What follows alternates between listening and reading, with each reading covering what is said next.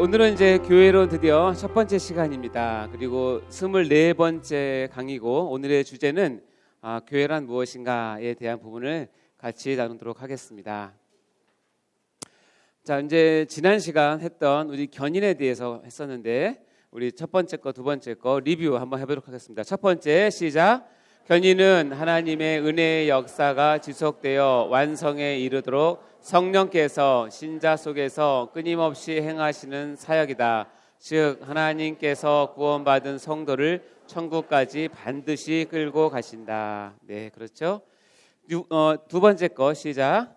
견인은 하나님의 열심과 보호하신 가운데 성도들의 인내가 반드시 요구된다.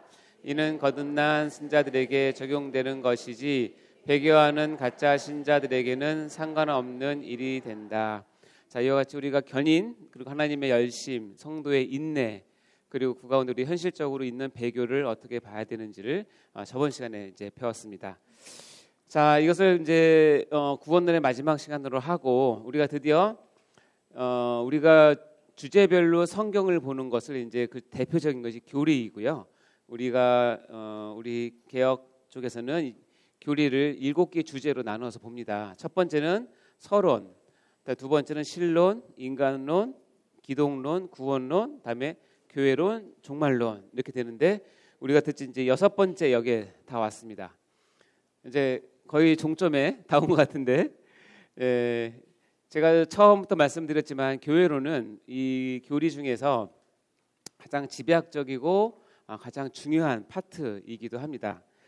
자, 그 이유는 우리가 서론을 통해서 하나님의 계시와 하나님의 말씀, 성경이 무엇인지를 배우고 신론을 통해서 하나님이 누구신가를 배우고 그다음에 인간론을 통해서 인간, 내가 누구이며 또 죄가 무엇인지에 대해서 배우고 그러다 보니까 하나님과 인간 사이에 있는 죄를 그리스도, 기독론을 통해서 그리스도께서 어떻게 우리의 죄를 담당하시는지를 배우고 이 신론과 인간론, 기독론 그리고 삼위일체 하나님과 인간이 총합해서 만들어낸 최종 열매를 구원이라고 하는데 이 구원을 우리가 받고 이 구원이 얼마나 다양하며 얼마나 하나님의 은혜가 있으며 그리고 이 구원을 실제적으로 우리에게 인쳐주시고 인도하시는 분이 성령님이라고 해서 우리 구원론을 성령론이라고 하면서 구원론을 배웠습니다. 그렇게 살다가 우리가 하나님께서 부르시는 날 개인적인 종말을 맞이하시는 분들은 개인적인 죽음을 맞이하실 것이고 혹시 우리 세대에 예수님께서 오시면 재림하시면 우리는 우주적 종말 가운데 어쨌든 종말을 맞이하게 됩니다. 그리고 그 사이에 있는 것이 여기 뭐예요? 교회입니다. 그래서 교회론은 이 구원론과 종말론 사이에 이 땅에 자리 잡고 있는 것인데 왜 이것이 중요한가? 교회론은 지금까지는 우리가 개인적으로 이 내용들을 배웠지만 이 교회론은 개인이 아닌 우리라고 하는 이제 단수가 아니라 복수로 우리가 하나님에게 반응하는 것이기 때문에 이게 중요하고요.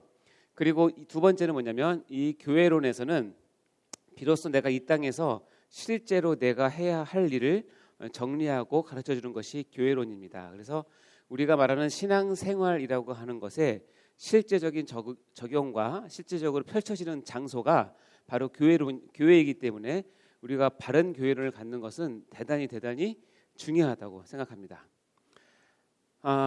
내가 참 신자인가 아니면 내 옆에 있는 이분들이 참 신자인가를 보려면 그가 얼마나 금식 기도를 잘하는지 기도를 유창하게 하는지 뭐 헌금을 잘하는지 이런 것들도 뭐 한 작은 기준이 되겠지만 가장 중요한 기준은 뭐냐면 이 사람이 또 내가 참 신자인지 아닌지를 보는 리트머스 시험지와 같은 기준이 있는데 그건 뭐냐면 그 사람과 그가 속한 교회와의 관계를 보면 됩니다.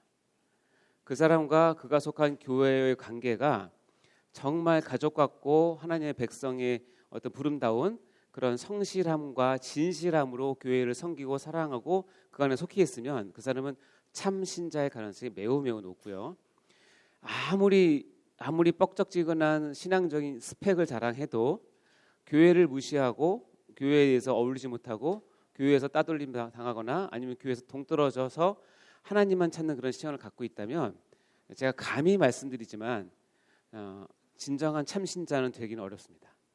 그래서 이 교회는 내가 또는 우리가 하나님 앞에 참신자인지 아닌지를 드러내는 장소이기도 하고 표증하는 장소이기도 해요. 그래서 나는 교회를 어떻게 생각하며 어떻게 보고 있는지, 그 가운데 나와의 관계를 어떻게 맺고 있는지를 여러분 스스로 보시면 됩니다. 여러분이 교회를 생각하는 그 수준만큼 하나님은 그렇게 나를 보고 있다고 하나님 생각하세요.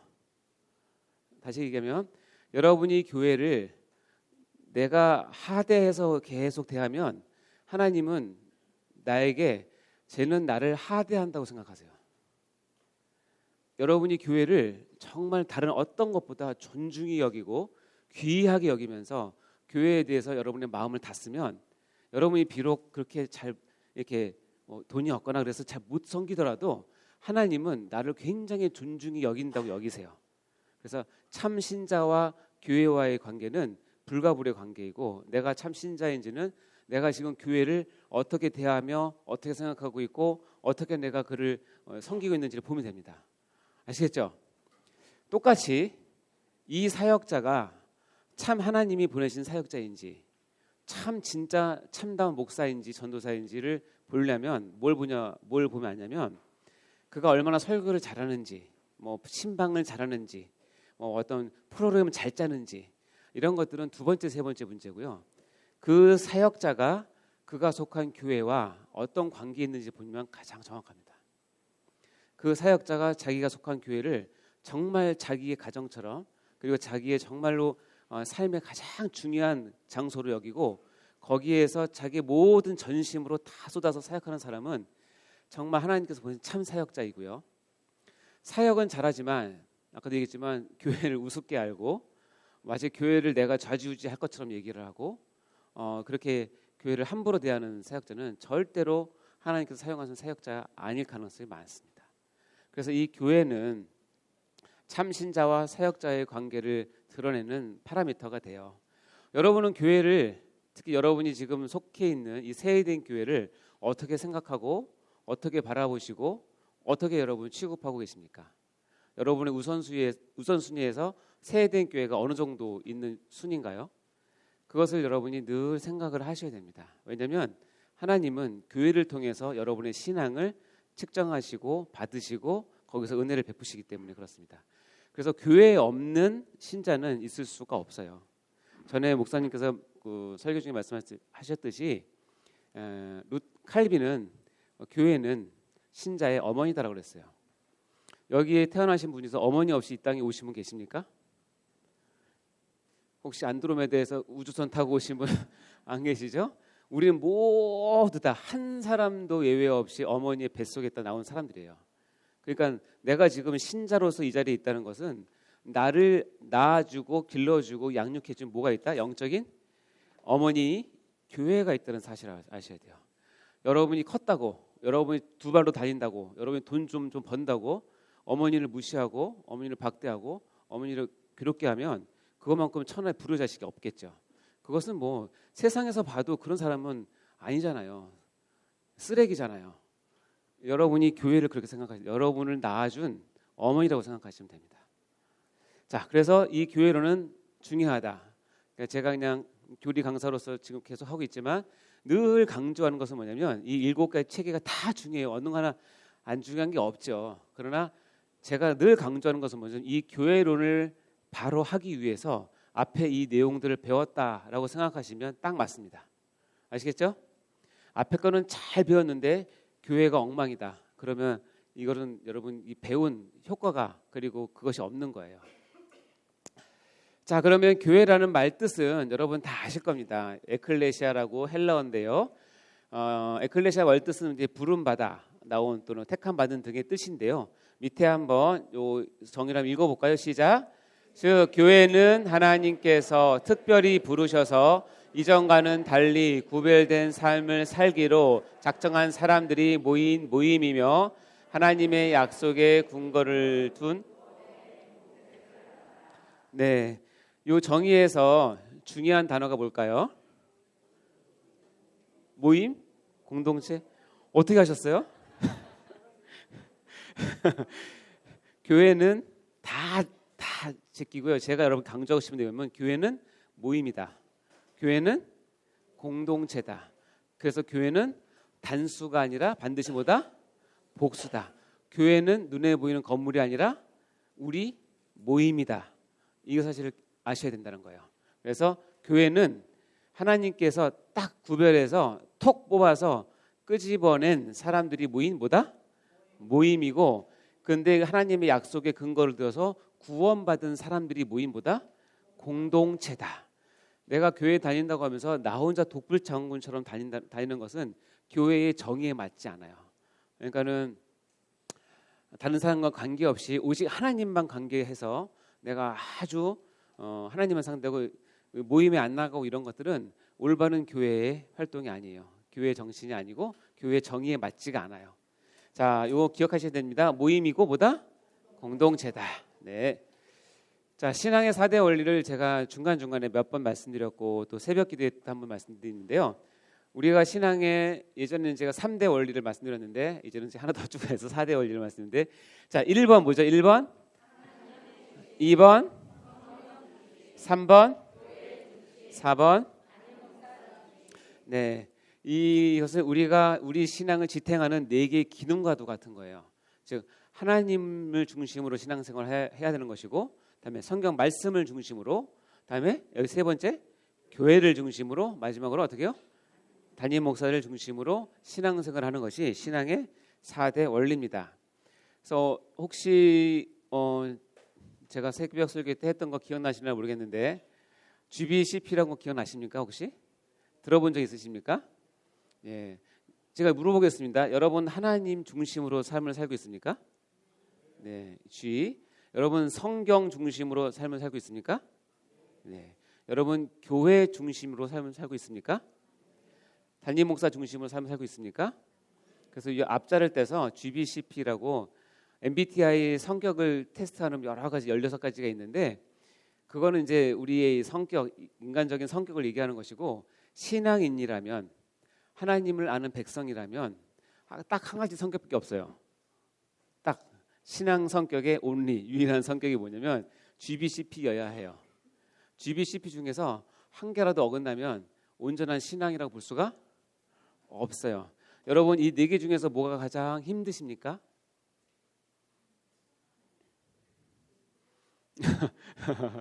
뭐가 제일 힘드세요?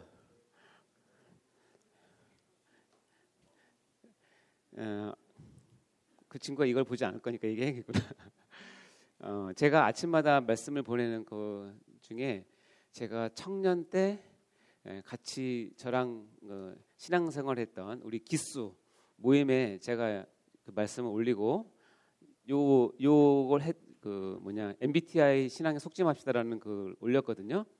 근데 제 아주 절친 중에 한 친구가 지금 미국에 있는데 댓글을 썼어요. 댓글 썼는데 자기는 이 신앙의 4대 원리 중에서 4번 담임 목사 중심은 자기는 인정할 수 없대요.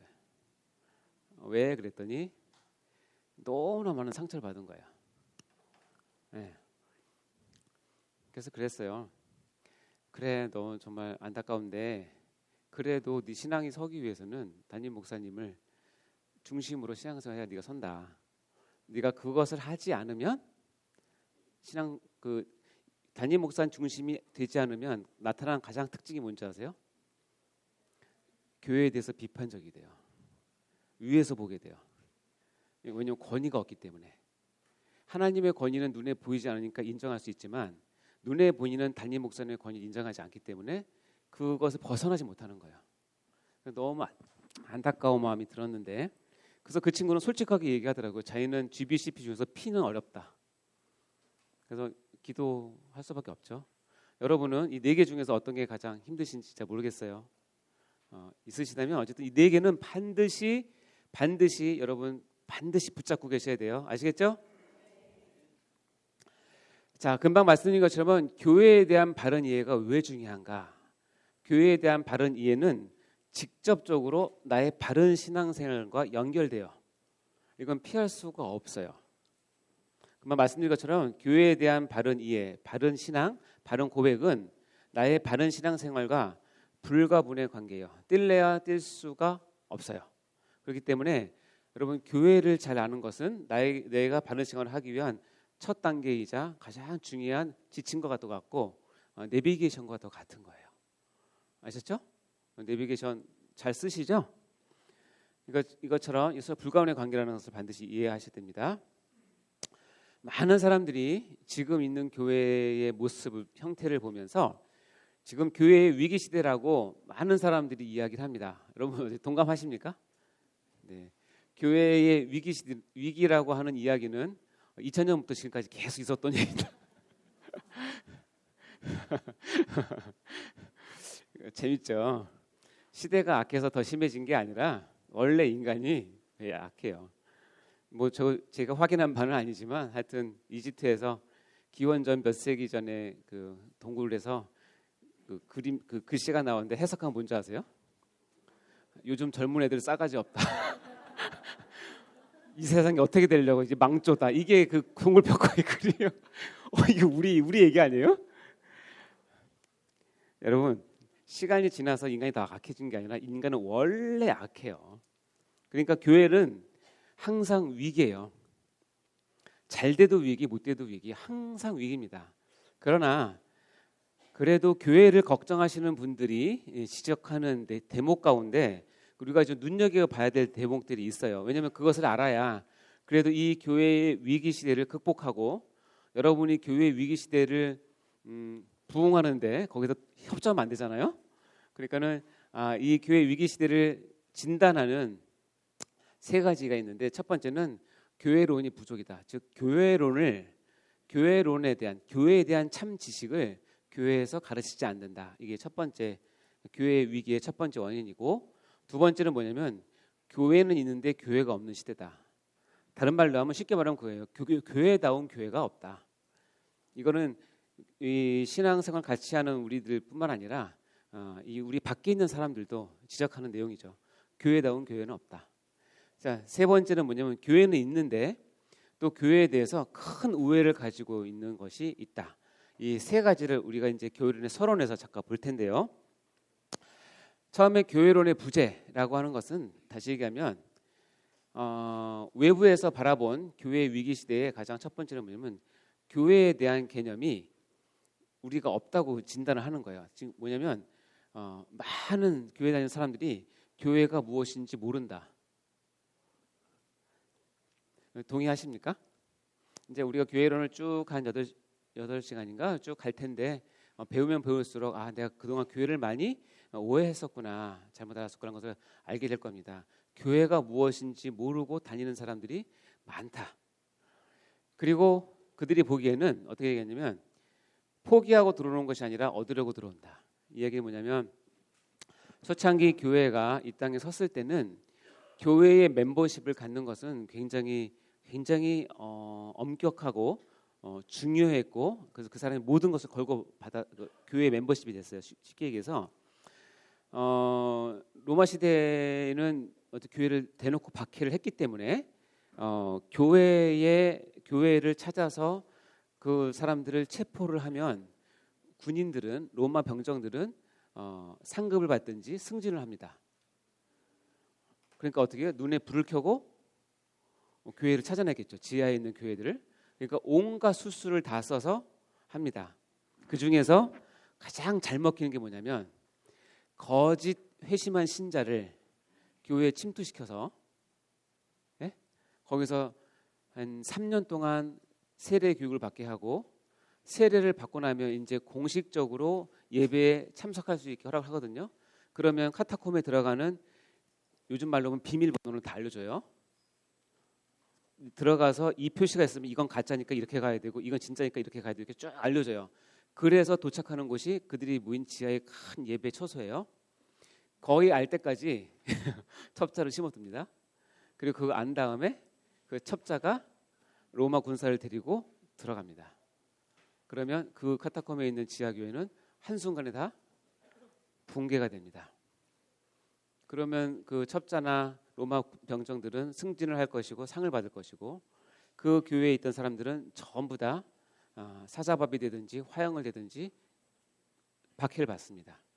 이렇게 한두 번 당하다 보니까 교회의 멤버십을 받는다라고 하는 것이 얼마나 까다로웠을까요? 우리가 지금 여기에 지금 한 제가 보기에 한 230명, 40명 될 것 같아요. 요거 지금 비밀입니다. 밖에 새 나가면 우리 다 죽어요. 그래서 제가 정말 진리를 좀 내 목숨 걸고 막 가르치고 여러분들 좀 눈물을 흘리면서 배우고 있어요. 여러분 이 한 마디를 듣기 위해서 얼마나 많은 사람들이 여기 들으러 노력했겠습니까? 그래서 조심조심 하는데 이 240명 중에 딱 한 사람이 첩자가 있어요. 옆 사람 보세요. 너냐? 그 첩자 한 사람 때문에 우리가 다음 시간에 못할 수도 있어요. 그러니까 여기에 설교 아무나 오세요, 아무나 오세요. 지금 그러지만 만약 그런 상황이라면 아무나 오게 할 수 있겠습니까? 한 사람을 내가 리더로서 한 사람을 받는 거는 여러분의 생명을 걸고 받아야 돼요. 이해되시죠? 그러니까 그 들어오는 사람을 받을 때 첫 번째 확인하는 게 뭐냐면 신앙도 다 확인하지만 뭘 확인하냐면 네가 교회 멤버십을 하기 위해서 다 버렸냐는 걸 물어봐요. 그걸 확인해요. 너 다 버릴 수 있어? 너 직장 그만둘 수 있어? 너 자녀 그만둘 수 있어? 가족 떠날 수 있어? 마지막으로 너 교회에 와서 이렇게 하다가 목숨 있는데 괜찮겠어를 다 확인하고 계속. 그래서 거기서 오케이가 되면 받아들입니다. 그렇게 한 것이 교회 멤버십이에요. 교인이 되는 거예요. 근데 요즘 교회에서 누가 그렇게 합니까? 그러니까 뭐예요? 그때는 모든 것을 포기하고 내가 오직 예수 때문에 예배 한번 참석하려고 말씀 들으려고 들어오는 게 교회였는데 요즘에 어떻게 들어오죠? 뭔가를 얻으려고 들어요. 하다못해 친구가 거기 있어서, 그렇죠? 하다못해 내 마음의 안정을 위해서. 특히 이런 큰 교회들은 아무래도 인적 자원이 많으니까 내 비즈니스를 위해서 돕니다. 그리고 사회에 어떤 걸 하는, 야 그래도 내가 사회 활동하려면 교회 다닌다고 하면 장로 정도는 타이틀 얻어야 되지 않을까? 이 생각으로 들어오는 사람이 많습니다. 얻으려고 들어오지 포기하고 들어온 사람은 진짜 없어요. 그런데 첫 출발은 이거예요. 그러니까 외부에서 바라보기에는 아, 이 교회가 뭔가 지금 잘못되어 있구나 하는 걸 알 수 있죠. 여러분 교회에 왜 들어오셨어요? 모르셨지만 앞으로는 계속 하나님께서 포기할 것 요구하실 거예요. 참으라고 요구하실 거예요. 그때 원래 그렇다는 걸 아셔야 돼요. 그래서 융성한 신학이 성공신학, 축복신앙, 기복신앙입니다.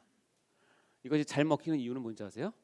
포기하지 않고 많이 얻을 수 있다고 가르치니까 사람들의 마음에 맞는 거예요.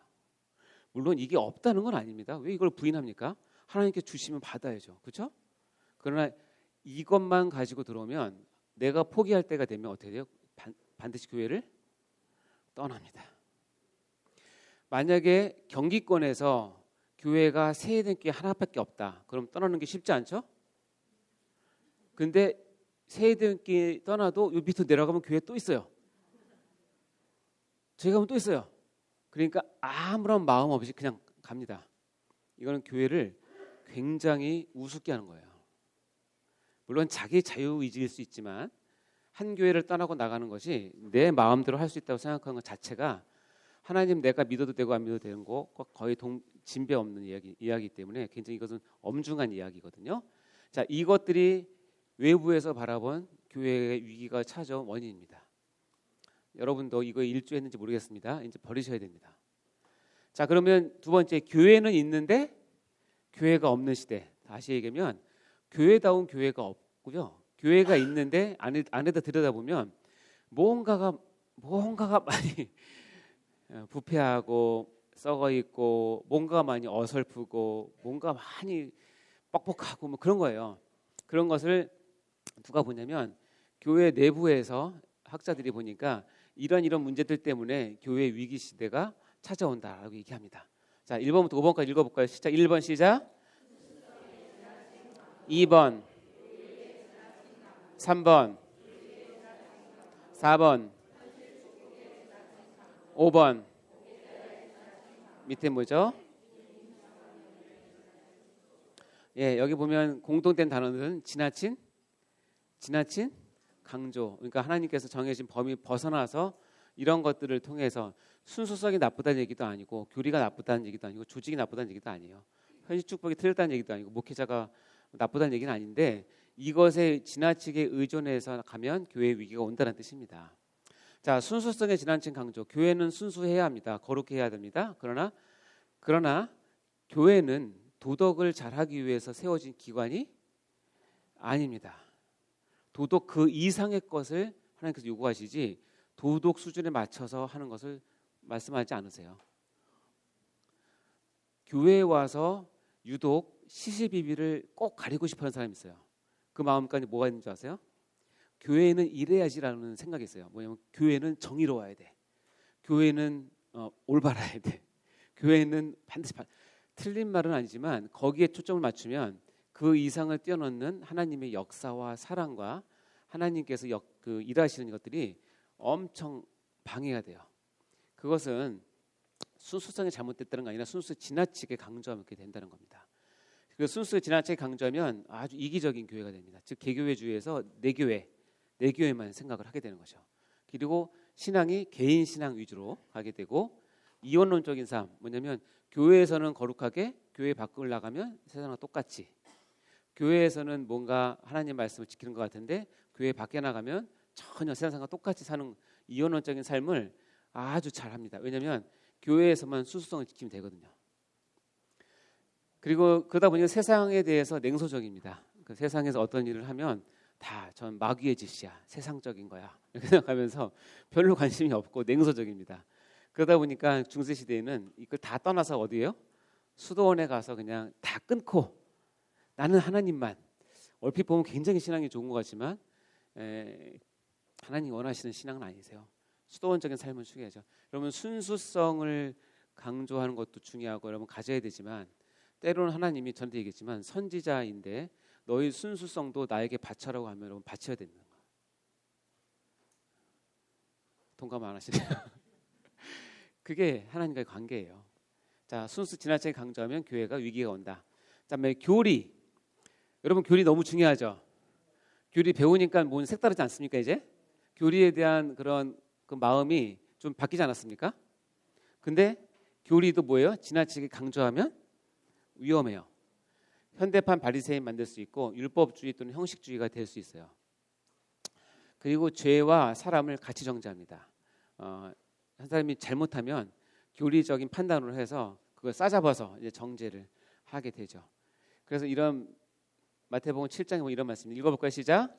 어찌하여 형제의 눈 속에 있는 티는 보고 내 눈 속에 있는 들보는 깨닫지 못하느냐. 보라, 내 눈 속에 들보가 있는데 어찌하여 형제에게 말하기를 나로 내 눈 속에 있는 티를 빼게 하라 하겠느냐.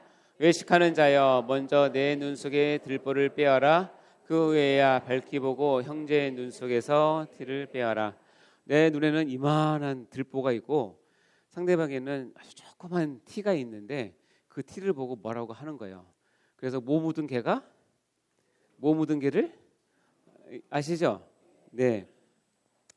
그러니까 이와 같이 교리를 배우면 부작용 중에 하나는 뭐냐면 머리가 커지고 약간 그것을 볼 수 있는 시시비비 판단력과 어떤 기준을 갖추게 돼요. 그러니까 우리 속성은 어디냐면 그 기준을 자기한테가 아니라 다른 사람에게 콕 집어서 너 이렇게 하면 말씀 어긴 거야, 뭐 이렇게 잘못된 거야, 그렇게 하고 싶은 마음이 많은 게 우리입니다. 그럴 때 꼭 참으세요. 그 사람의 있는 티를 보지 마시고 여러분에 있는 뭐를 봐요? 들보를 보세요. 그래서 이 교훈의 결론은 티도 놔두고 들보도 놔둬라가 아니죠. 결론이 뭐예요? 들보도 빼고 티도 빼라. 근데 먼저 뭘 빼라? 내 눈에 들보를 빼고 그 다음에 티를 빼라. 그래서 이 교리는, 우리가 배운 이 교리는 양날의 검과 같아서 여러분의 신앙생활하는데 기가 막힌 하나님이 주신 참 도구가 될 수도 있지만 여러분 마음 잘못 먹으면 이 칼 갖고 휘두르기 시작하면 주위 사람 감당 못합니다. 그러니까 절대 그렇게 하시면 안 돼요. 아시겠죠? 교리보다 앞선 것은 사랑이고요. 진리, 그것보다 더 앞선 것은 하나님의 은혜일 수 있어요. 그러나 그 양간의 관계에서 여러분 늘 고민하시면서 어떤 것이 선한 것인지를 하는 게 물어보면서 하시면 됩니다. 자, 조직의 지나친 강조. 예. 이 조직은 교회에도 조직이 있죠. 네, 그래서 교회의 조직을 부인하는 파가 있어요.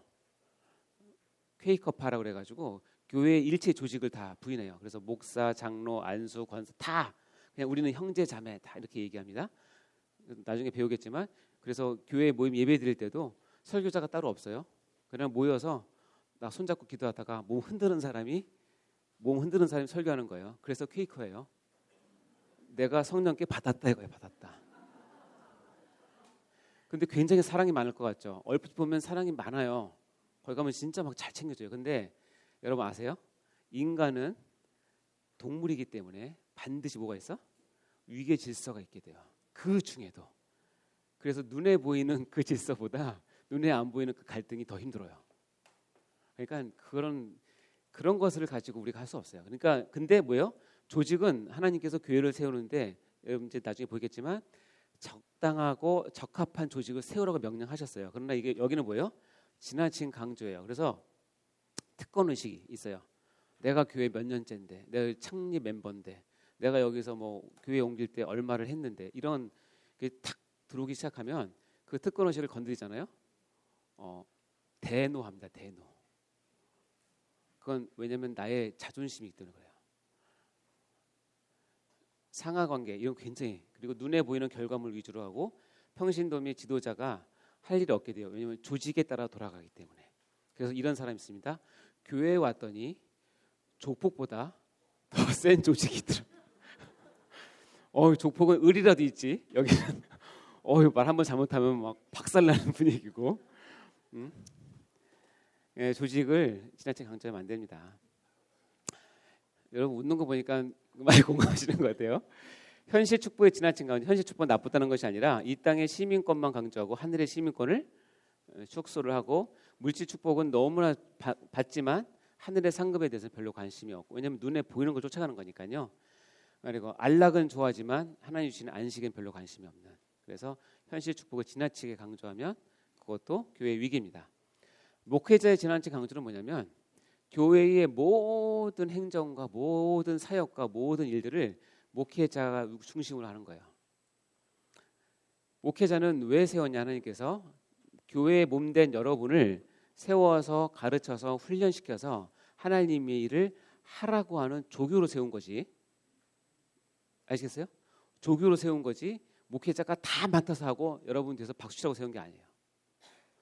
그 위치를 까먹으면 뭐냐면 목회자의 지나친 강조에서 선교는 선교사가 목회는 목사가 그래서 주님의 지상 명령에 지나친 축소가 있게 됩니다.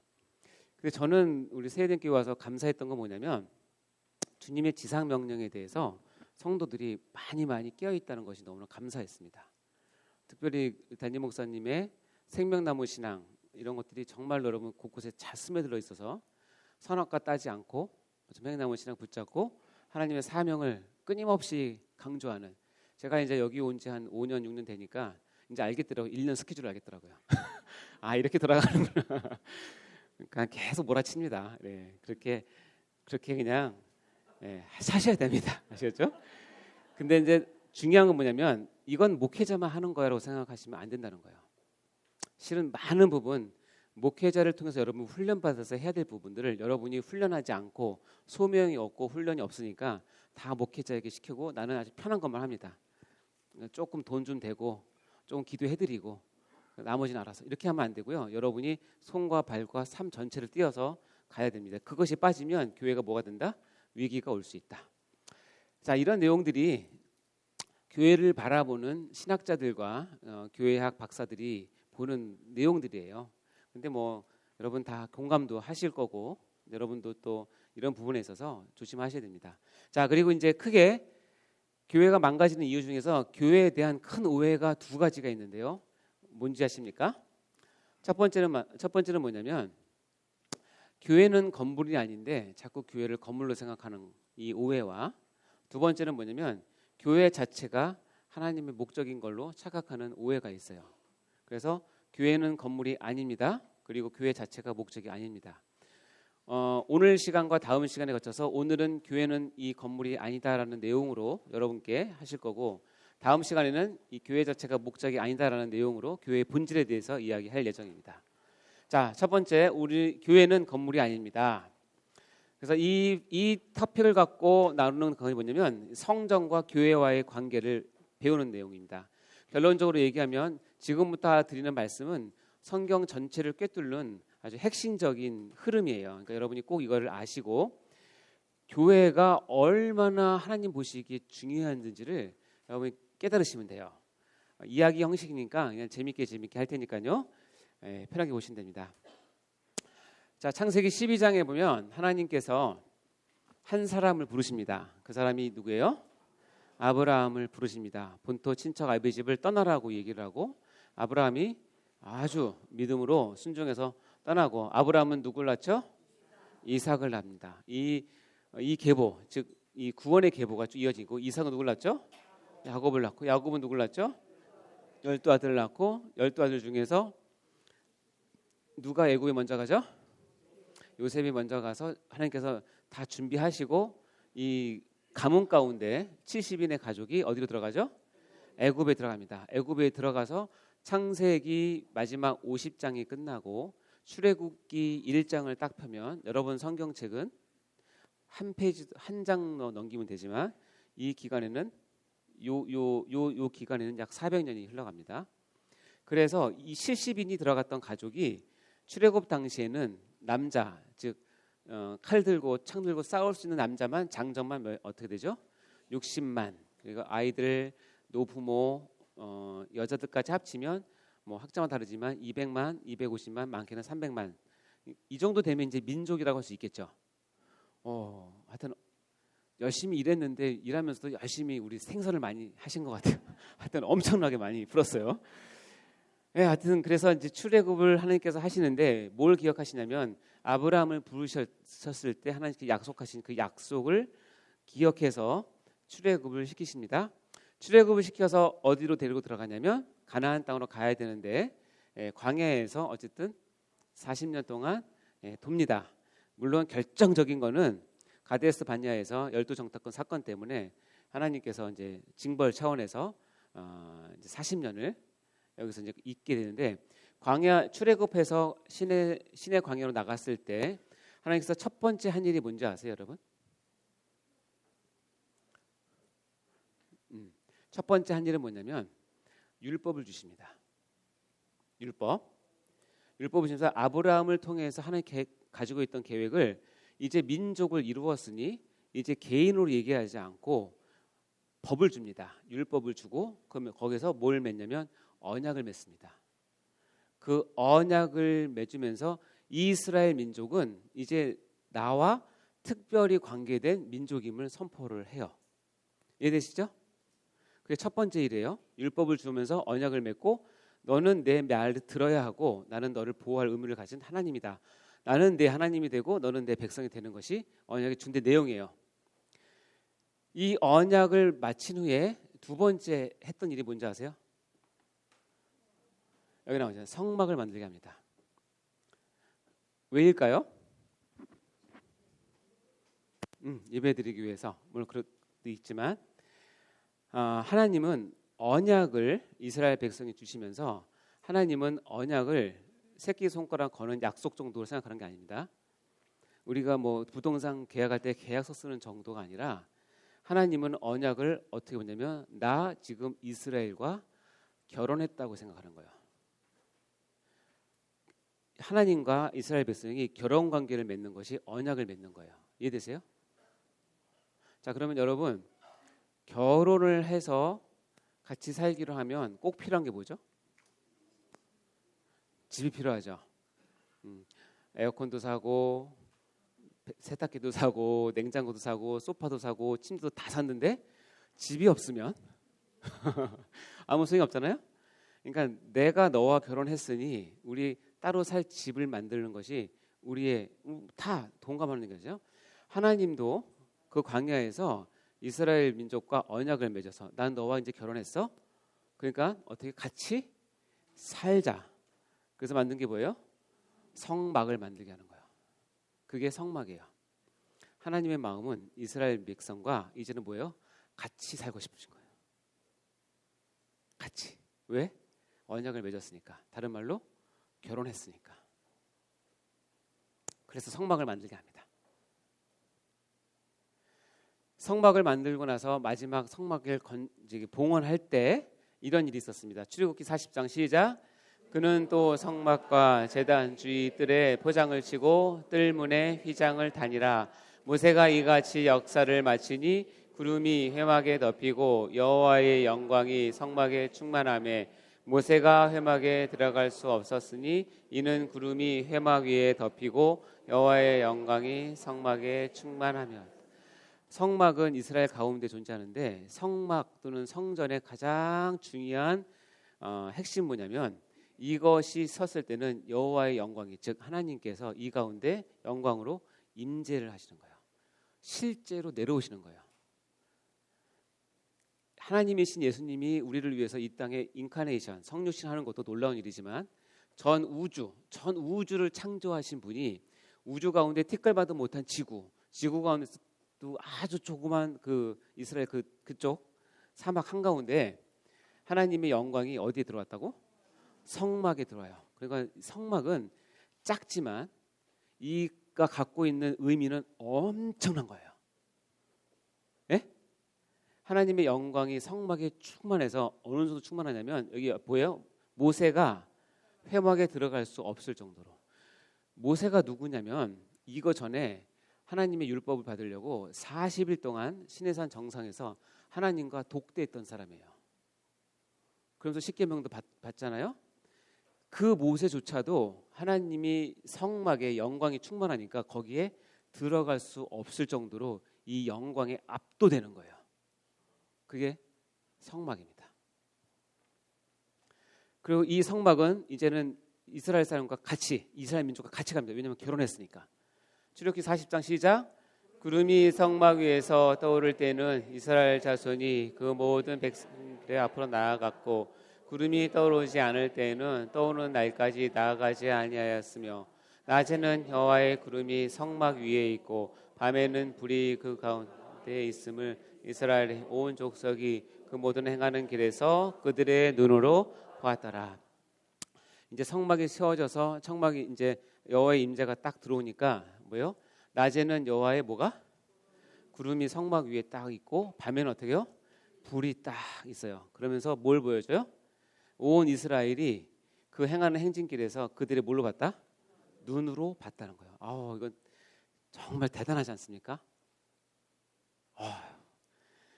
하나님 저기 계시는 거란 거를 우리 마음으로 느끼는 게 아니라 마음의 눈이 아니라 실제로 눈으로 잘 안 보이면 안경도 끼시고 그래서 보는 거예요. 낮에는 구름 기둥이 그리고 밤에는 불 기둥이 보면서 저게 단순한 구름, 단순한 불이 아니라 뭐예요? 여호와의 영광으로 임했기 때문에 하나님이 거기 계신 거예요. 그게 성막이에요. 그래서 성막은 굉장히 중요하죠. 성막과 12집 이거 배우셨죠? 담임목사께 배웠는데 뭐 엄청나게 크겠죠. 동서남북 세 지파씩 해서 12지파가 있고 그 12지파가 모인 그 가운데는 반드시 뭐가 서요? 성막이 서요. 그래서 성막은 이스라엘 전 진영에서 사방에서 다 봐도 성막이 반드시 보이겠죠. 동쪽이나 북쪽이나 남쪽 다 봐도. 그러니까 여러분 아침에 일어나서 눈을 비비고 일어나서 치카치카 하려고 딱 가서 하는데 딱 보면 저쪽 가운데 항상 중심에는 뭐가 보여요? 성막이 보이면서 그 위에 뭐가 보여요? 구름 기둥, 불 기둥이 보이는 거죠. 그렇죠? 치카치카 하려고 일어나서 불 기둥이 보이면 아침형 인간, 구름 기둥이 보이면 저녁형 인간이죠. 어쨌든 이거를 통해서 하나님이 나와 우리와 함께 있구나하는 것을 눈으로 보는 거예요. 신나지 않겠습니까, 여러분? 아싸 하지 않겠습니까? 그래서 놀라운 거 아세요? 매일매일 보는 이것을 보면서 40년 동안 이스라엘은 하나님께 불평하고 반역하고 우상 숭배하고 밤에 불기둥을 삼아서 반역 회의를 하고 그랬어요. 이게 말이 됩니까? 이 말이 안 되는 내용이 출애굽기에 다 나와 있어요. 여러분도 말이 안 되게 살고 계시다는 사실. 그러니까 참 하나님이 인자가 많으시고 오래 참으신 건 확실한 것 같아요. 자, 이렇게 이해되시죠? 그럼 밤에는 이런 모형 있을 거예요. 상상도니까 이거 너무 보지 마시고 그냥 너무 멋있지 않겠습니까? 저는 뭐 사막에 안 가봤지만 사막에 가보신 분들은 밤이면 추워서 못 견딘대요. 근데 이 안에 이렇게 불기둥이 딱 있으니 밝죠, 따뜻하죠. 낮에는 구름기둥 햇빛 가려주죠. 아유, 이렇게 보호를 받은 게 뭐가 있어서, 그 가운데 뭐가 있어서? 성막이 있어서요. 우리 가운데 하나님의 임재하시면 낮에는 구름기둥과 밤에는 불기둥이 우리를 인도하신다는 사실을 믿으시기 바랍니다. 아멘. 그래서 이 성막은 끝까지 세 가지 의미가 있어요. 성막을 바라면서 첫째는 하나님이 거기 계신다. 하나님의 임재를 우리가 알 수 있고, 두 번째는 뭐냐면 그렇게 하신 성막을 주신 하나님은 나를 선택하셔서 나는 선민이 되었다는 두 번째 의미가 있고, 세 번째는 뭐예요? 그것을 중심으로 우리는 연합하고 모여야 한다는 거죠. 이 세 가지가 성막을 주신 의미예요. 그래서 성막이 제대로 활용될 때, 성전이 제대로 활용될 때는 이 세 가지 의미가 이스라엘 민족 가운데 있지만, 이것이 성막이 나중에 성전이 무너지잖아요. 그러면 이 세 가지 의미가 다 깨져버립니다. 하나님의 임재하심도 거두어지고 하나님의 선택도 취소되고 하나님의 연합도 깨어져서 뿔뿔이 흩어지게 되는 것을 하죠. 그래서 성막 또는 성전 중심으로 우리가 삶을 사느냐 안 사느냐는 이런 것들을 우리가 혜택을 보느냐 아니 버리느냐 차이가 되겠죠. 자, 이 성막은 여러분 쭉 아시겠지만 뭐 다윗 시대를 거쳐서 쭉 하다가 나중에 뭘로 바뀌죠? 성전, 즉 이제 건물로 바뀝니다. 다윗이 너무 기특하게 생각하죠. 나는 백향목 궁에 있는데 내 사랑하는 하나님은 텐트에 있다, 천막에 있다. 아우 너무 죄송하다. 근데 그 말에 아마 다 하나님께서 감동을 먹으셨나 봐요. 하나님께서 천막에 있던 집에 있던 그 무슨 차이가 있겠습니까? 그런데 다윗이 그런 고백을 하니까 아마 하나님께서 마음에 흡족하셨나 봐요. 그래서 그 아들을 통해서 뭘 세워요? 성전을 세웁니다. 그리고 이 성전은 구약의 역사에 보면 나중에 이것이 망하게 되고 나중에 두 번째 성전 스룹바벨 성전으로 가게 돼서 구약에서는 성막, 성전, 스룹바벨 성전 이렇게 이동이 되는데요. 다윗 왕의 준비로 아들 솔로몬이 이런 성전을 짓게 되고 모든 걸 다 금으로 발랐기 때문에 평당 단가가 높아요. 아주 높아요. 다 금으로 했거든요. 그래서 어쨌든 여기에서 정말 이제 신앙, 이스라엘의 모든 신앙의 중심지는 이 성전을 중심으로. 그래서 얘기했지만 이 성전에서 제사를 드리기 때문에 12지파가 어느 곳에 있든지 제사를 드리려면 어디로 와야 돼요? 여기까지 왔어야 돼요. 걸어서. 소 끌고, 양 끌고. 그러니까 모든 종교의 중심지가 여기 성막이 되겠죠. 성전이 되겠죠. 솔로몬 성전입니다. 솔로몬 성전을 봉헌할 때 이야기입니다. 열왕기상 8장 시작. 제사장이 성소에서 나올 때에 구름이 여호와의 성전에 가득하매 제사장이 그 구름으로 말미암아 능히 서서 섬기지 못하였으니 이는 여호와의 영광이 이 성전에 가득함이었더라. 그때 솔로몬이 이르되 여호와께서 캄캄한 데에 계시겠다 말씀하셨사오나. 많이 보던 장면인데 성막을 처음 봉헌할 때도 이런 게 있었죠. 구름이 내려와서 여호와의 영광이 꽉 찬. 솔로몬 성전도 하나님께 이제 봉헌할 때 구름이 여호와의 성전에 가득해가지고 제사장이 능히 서서 섬기지 못할 정도로, 그래서 여호와의 영광이 여호와의 성전에 가득함이었더라. 그래서 성막이든 성전이든 본질은 뭐냐면 하나님의 영광이 꽉 차서 거기에 임재하는 것이 성막과 성전의 제일 첫 번째 되는 본질이에요. 아시겠죠? 이것이 거두어가는 성막과 성전은 하나의 텐트이고 하나의 건물일 뿐이지 여호와의 임재가 떠나버리면 그것은 아무 소용이 없습니다.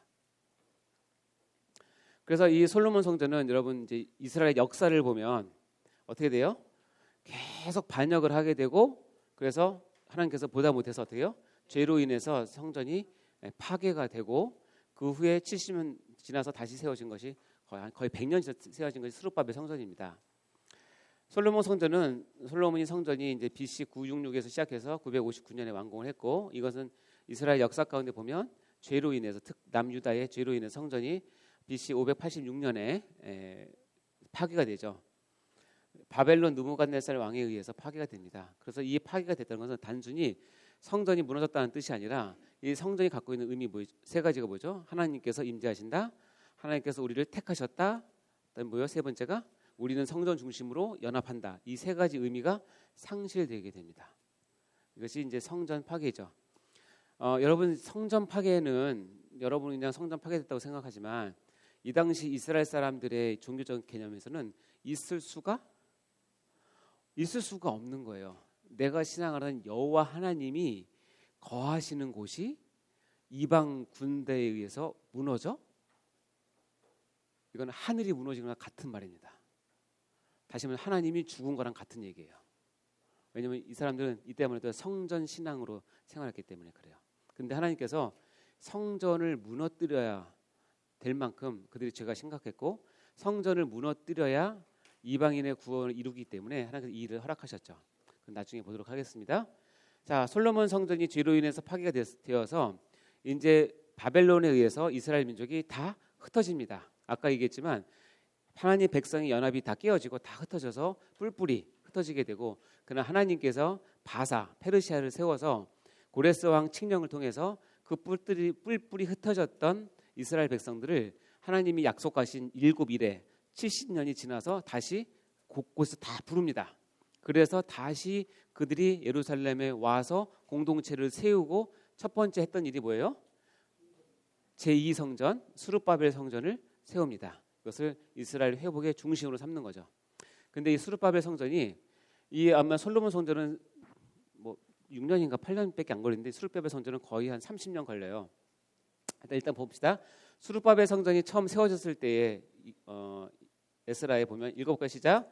찬양으로 화답하며 여호와께 감사하여 이르되 주는 지극히 선하심으로 그의 인자하심이 이스라엘에게 영원하시도다 하니 모든 백성이 여호와의 성전 기초가 놓임을 보고 여호와를 찬송하며 큰 소리로 즐거이 부르며 제사장들과 레위 사람들과 나이 많은 족장들은 첫 성전을 보았으므로 이제 이 성전 기초가 놓임을 보고 대성통곡하였으나 여러 사람은 기쁨으로 크게 함성을 지르니 여호와의 성전 기초가 놓임을 보고 너무나 사람들이 기뻤어요.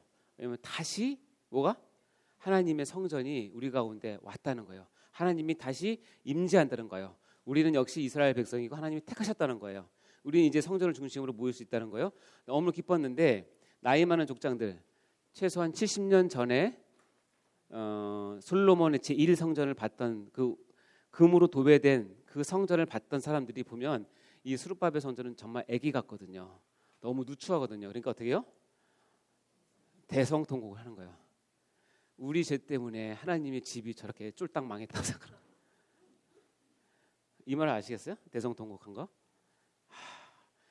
너무나 기특한 마음이죠. 우리 죄 때문에 하나님의 성전이 이렇게 축소됐구나. 너무 죄송합니다, 하나님. 이렇게 대성통곡하는 거고, 그걸 모르는 사람들은 어쨌든 성전에 쓰니까 함성을 지르는 거죠. 스룹바벨 성전은 여기 보면 20년 동안 이제 지어지게 되는데 이유는 뭐냐면 이거 이스라엘 민족이 다시 예루살렘에 와서 회복을 할 때 이스라엘이 다시 재건, 즉 다시 나라를 세우는 것에 방해하는 주변의 나라들이 많았어요. 엄청나게 방해를 했어요. 그래서 20년이나 걸렸어요. 그래서 결국은 하나님의 은혜 가운데 느헤미야를 또 에스라를 통해서 스룹바벨 성전을 완성하게 되죠. 바벨론 포로가 귀환 이후로 이스라엘 회복이 중심이 됩니다. 그래서 아까 잃어버렸던 세 가지 의미가 다시 회복되게 되죠. 이게 스룹바벨 성전입니다. 자, 이해되셨죠? 혹시 더우시면 에어컨 켜셔도 돼요.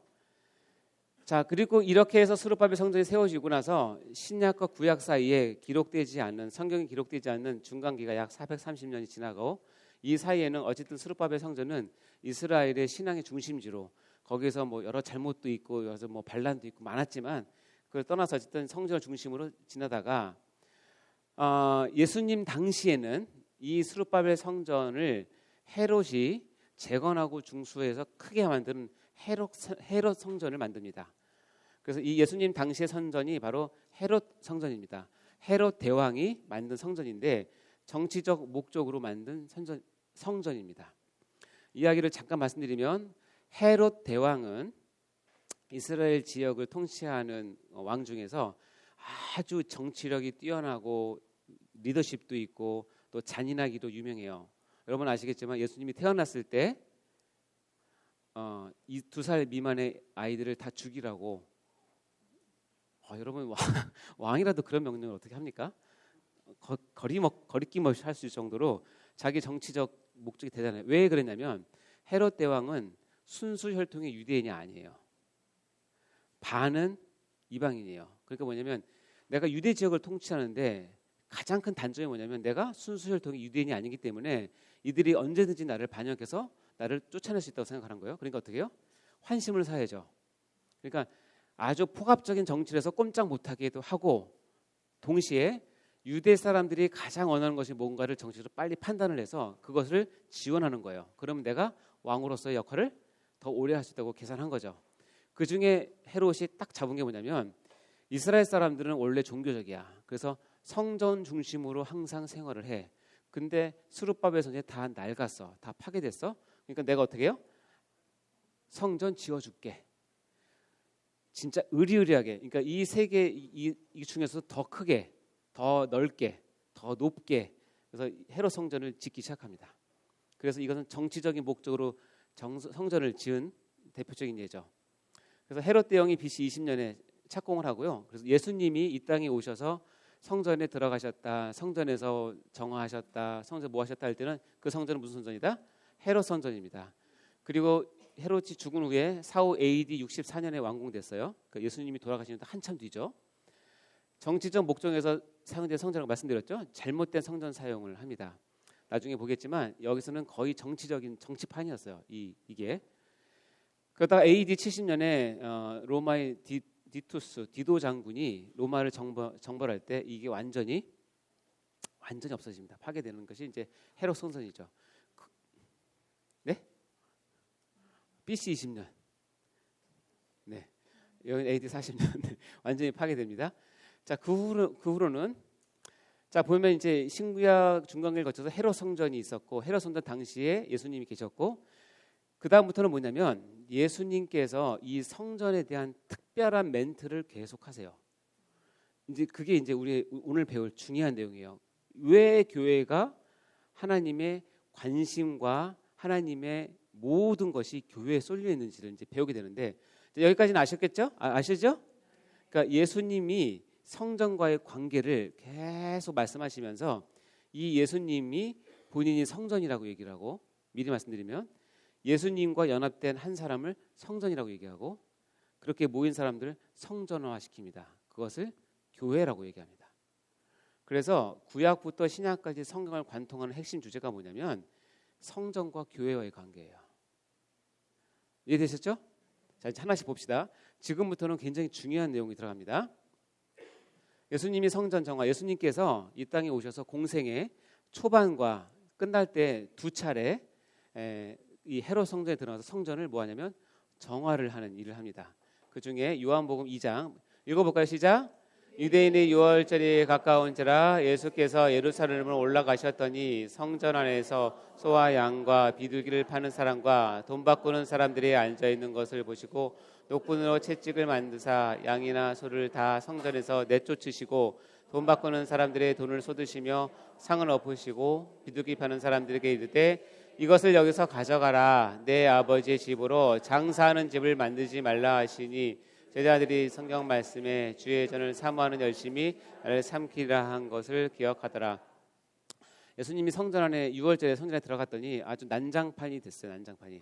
물론 이건 성전 지성소에 있는 쪽은 아니고 이방인의 뜰에 있는 거죠. 그러니까 이방인의 뜰에 이것이 있다는 것은 유대인들은 이방인 정도가 머무는 곳에는 우리가 마음껏 할 수 있다고 생각을 하는 거예요. 일단 잘못된 선민의식이 갖고 있는 거고 왜 이런 일이 있었을까요?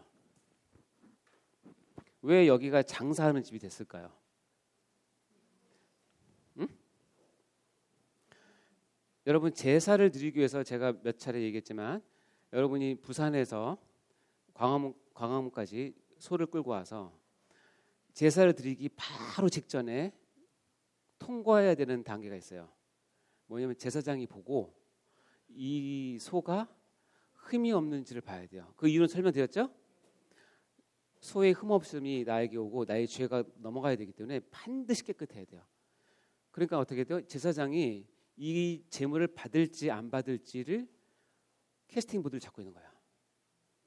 근데 이 당시만 해도 이스라엘의 대제사장은 돈 주고 사는 직업이었어요. 대제사장이 로마의 관리, 로마의 황제나 로마의 총독에게 내가 요즘 돈 모르겠어요. 요즘 돈 뭐 몇십억을 드릴 테니 나에게 3년짜리 대사장을 주세요 하면 총독이 사인하면 대사장 되는 거예요. 자, 여러분이 한 50억 내고 대사장 됐다고 쳐요. 3년 동안 50억을 뽑아야죠. 그럼 바보죠. 플러스 내가 먹고 살고 뽑아야죠. 그러니까 어떻게 하냐면 갈 때 제사장이 특별히 만들어 놓은 업소가 있어요. 그 업소에는 소나 양을 대는 업소인데, 왜냐하면 멀리서 오는 제사 드리는 사람이 끌고 오다가 잘 안 되면 어떻게 보면 최후의 방법은 뭐냐면 제사장 바로 그 제물 바로 앞에 가서 가장 깨끗한 소나 양을 사가지고 가야 돼요. 그나마 그럴 걸 허용했거든요. 근데 이 관리하는 제사장이 자기와 결탁한 업체에는 사인을 줘요. 왼쪽 엉덩이 상부 이쪽에 표시가 딱 돼 있으면, 그 표시가 있으면 그게 눈이 멀었던, 다리를 절던, 피부병이 있던 통과. 만약에 없으면 아무리 깨끗하게 잘 데리고 와도 트집 잡아서 돌려보내요. 자, 여러분이 그게 한두 번 당하면 어떻게 생각하겠어요? 왜 이러지 생각할 거 아니에요? 그때 옆에 있는 바람잡이가 나옵니다. 이 바보야, 그것도 모르냐? 그 소는 어디 가서 사야 돼. 거기 사오면 다 돼. 가서 가봤더니 그 소값이 일반 시중값의 몇 배예요. 그럼 차익은 누가 먹죠? 그게 지금 여기서 했던 일들이에요. 그 성전에 예수님께서 들어가셔서 다 보시고 아실 텐데 통탄하는 거죠. 성전이 어느 곳인데, 하나님의 영광이 충만해서 함부로 들어갈 수 없는 곳인데, 거기에서 이 모든 거래들이 일어납니다. 그러니까 돈 없으면 제사를 못 드려요. 자기가 아무 의로운 척해도 제사를 못 드려요. 왜냐하면 표시된 게 필요하니까. 그러다 보니까 돈 받고는, 왜냐하면 여러분 그 소를 살려면 자기 돈 사시면 안 돼요. 세상 돈은 안 되고 가서 환전을 해야 돼요. 성전에 쓰는 돈을 환전해야 돼요.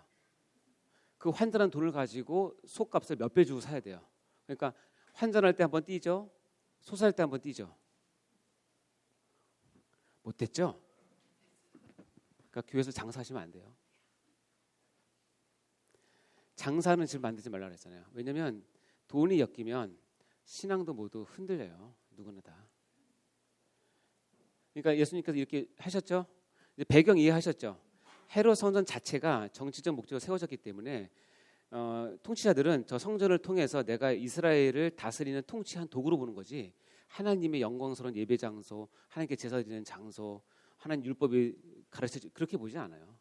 그건 순진한 우리 같은 사람들이 보는 거고, 통치자들은 내가 저기에 대제사장을 이렇게 세웠으니 얼마 내가 상납받고 잘 해먹다가 또 되면 또 다른 사람 바꾸고. 그게 왜냐하면 이스라엘 사람들은 제사하면 깜빡 죽거든요. 이해되시죠? 근데 이 짓거리를 여기서 하는 거예요. 이제 공생의 마지막에 후반에 가서 다시 합니다. 시작. 예수께서 성전에 들어가사 성전 안에서 매매하는 모든 사람들을 주며 돈 바꾸는 사람들의 상과 들러보시고 그들에게 이르되 기록된 바 내 집은 기도하는 집이라 일컬어 했으니 너희는 강도의 소굴을. 아까는 장사하는 집, 여기는 뭐요? 더 나아가서 강도의 소굴을.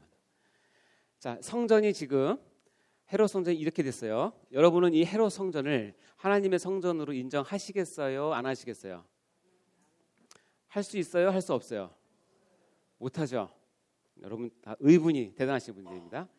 그런데 예수님이 이 와중에 독특한 말씀을 하세요. 성전과 예수님은 자기의 육체를 성전이라고 칭해요. 자신 육체, 이거는 여러분은 그렇구나 하지만 거의 코페르니쿠스적 발상 전환이에요.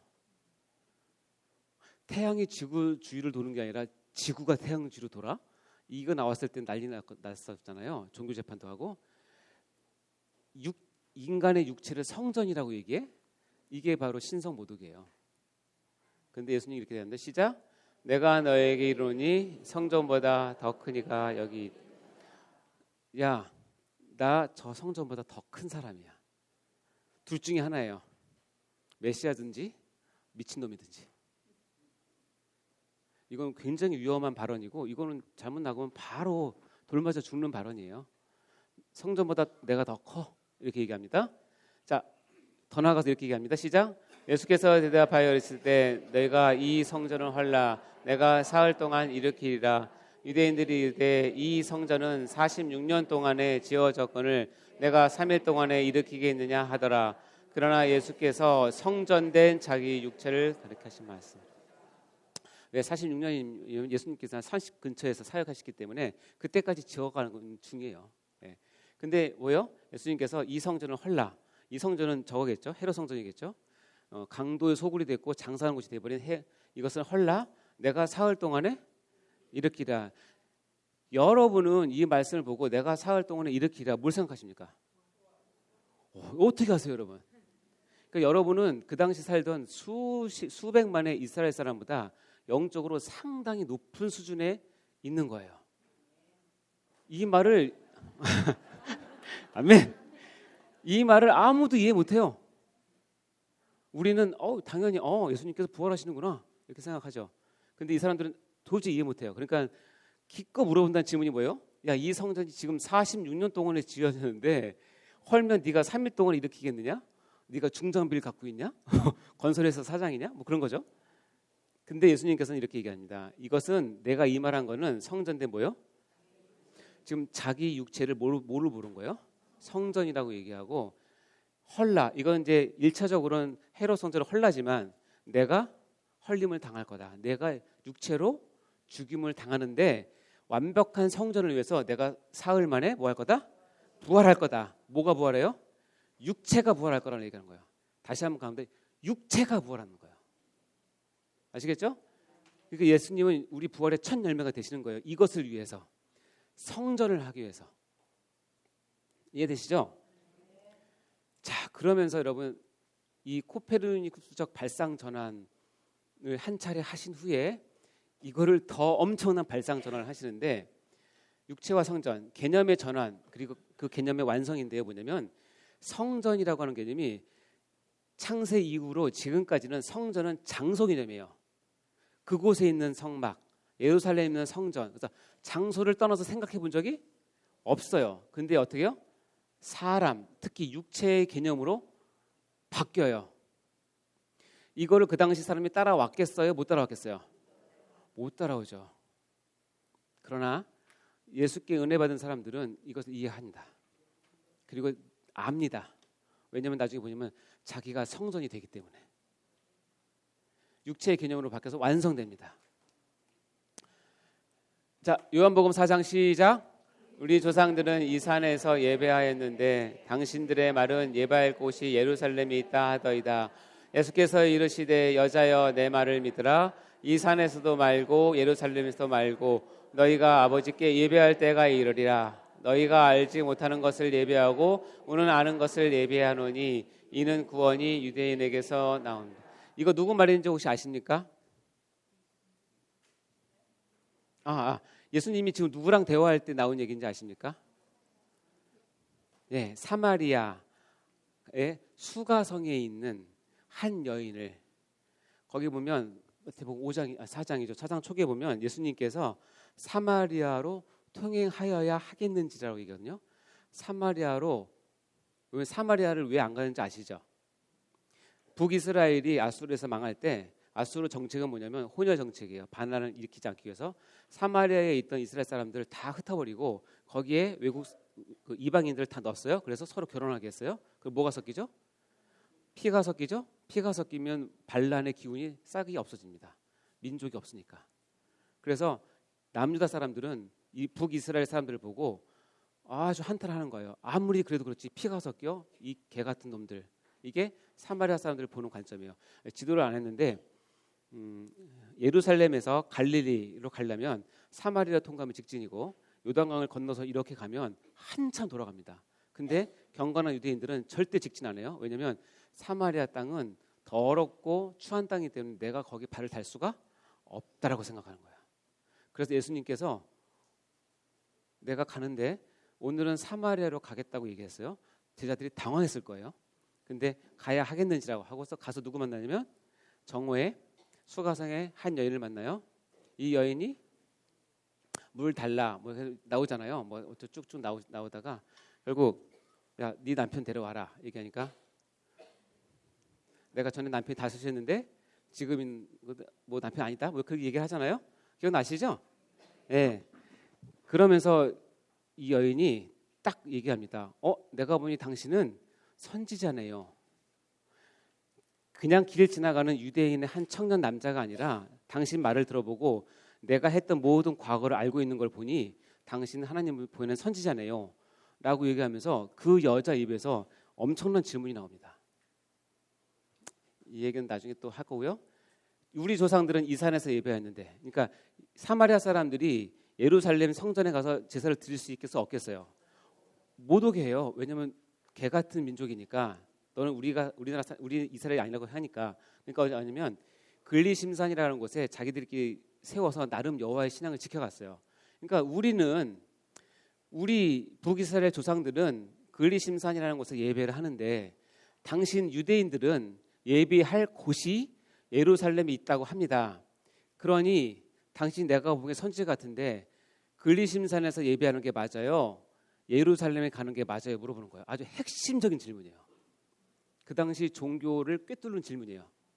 그래서 이 여자는 단순히 이거까지 좀 긴데 이 여자는 단순히 이 남자가 좋아서 남편을 많이 가르치는 게 아니라 룻처럼 계대 결혼 때문에 하나님 믿음을 지키기 위해서 어쩔 수 없이 형제를 5명 간 여자라고도 보고를 합니다. 뭐 그건 오늘 주된 내용이 아니니까. 자, 그러면 예수께서 이 여자에게 이것을 가르쳐 주기 위해서 가신 거예요. 뭐냐면 여러분 아세요? 예수님께서 많은 가르침 중에서 예배에 대한 가르침은 이 여자를 만날 때 딱 한 번 나와요. 신구약 전체에. 그러니까 이 만남은 엄청나게 준비된 만남이에요. 예수님께서 가야만 하겠다는 거예요. 왜냐하면 예배가 뭔지를 알아야 되기 때문에. 이 산에서도 말고 예루살렘에서도 말고 뭐요? 예배는 이제 장소가 아니야. 성전은 장소 개념이 아니야. 그렇죠? 너희가 아버지께 예배할 뭐요? 때가 예배할 때가 있어. 새로운 시대가 왔다는 뜻이에요. 예배할 때가 왔다는 거예요. 그러면서 그 다음에 보면 읽어볼까 시작. 아버지께 참되게 예배하는 자들은 영과 진리로 예배할 때가 오나니 곧 이때라. 아버지께서는 자기에게 이렇게 예배하는 자들을 찾으시느니라. 하나님은 여기시느니 예배하는 자가 있는가? 예배를 이제는 장소에 가서 드려야지만 예배가 아니라 이미 그 시대는 내가 와서 폐해졌고 내가 이제 내 육체가 성전인데 이제는 뭐예요? 이곳 글리심산이나 예루살렘에 가서 예배 드리는 것 중요한 것이 아니라 하나님은 이제는 예배하는 누굴 찾아요?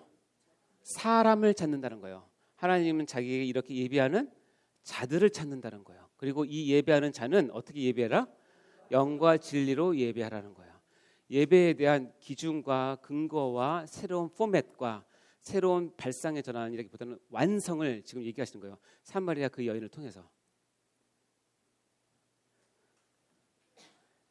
그래서 이제는 예배, 즉 성전이라는 개념이 예수를 통해서 육체로 왔고 이제는 장소에 가는 것이 아니라 그 육체를 가진 사람들이 하나님께 영과 진리로 진정으로 드리는 것을 뭐라고 한다? 이제 예배, 이제 우리말 구약으로 얘기하면 제사가 되는 거예요. 그러면서 이렇게 얘기합니다. 요한복음 6장 시작. 이 사람이 어찌 능히 자기 살을 우리에 주어 먹게 하겠느냐?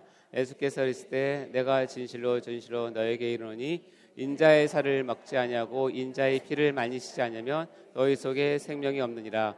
내 살을 먹고 내 피를 마시는 자는 영생을 가졌고 마지막 날에 내가 그를 다시 살리니 내 살은 참된 음료요 피는 참된 음료로다. 이거 굉장히 이상한 가르침이잖아요. 내 살을 먹지 않고 내 피를 마시지 않으면 너희 생명이 없다는 거예요. 왜냐하면 하나님의 영광을 담은 성전이 지금 누가 됐어요? 예수님의 육체가 됐죠. 그러면서 뭐예요? 내 살과 내 피, 즉 내 육체를 먹고 마셔야 너희가 살 수 있다. 이거를 그러면 이제 이거 듣는 유대인들은 진짜로 야 진짜 예수님 피 뜯어 먹어야 되나? 살 뜯어 먹고 피 마셔야 되나? 이렇게 생각.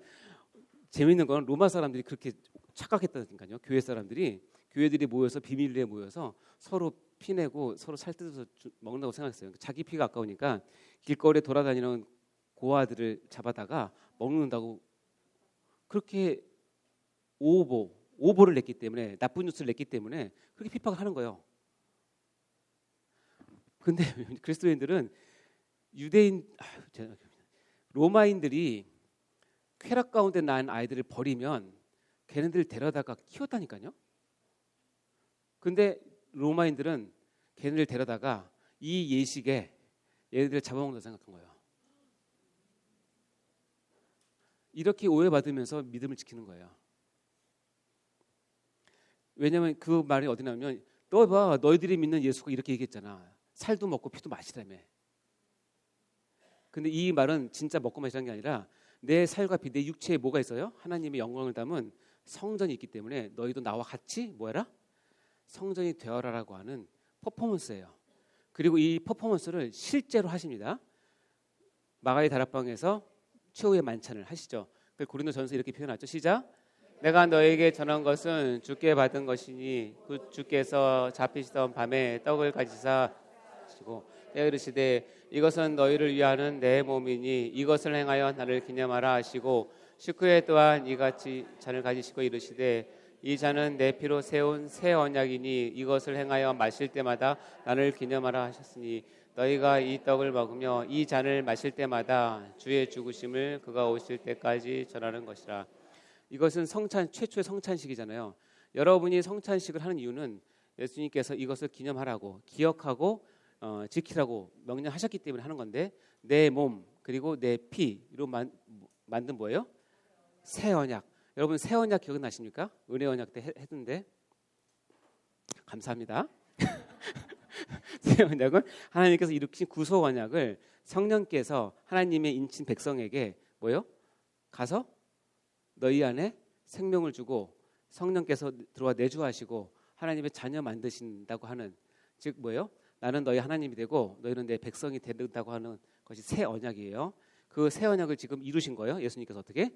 자기의 몸과 자기의 피를 나누어 주심으로 그것을 먹게 하심으로 그래서 그렇게 먹게 하심으로 너와 나는 뭐다? 하나로 연합되어 있다.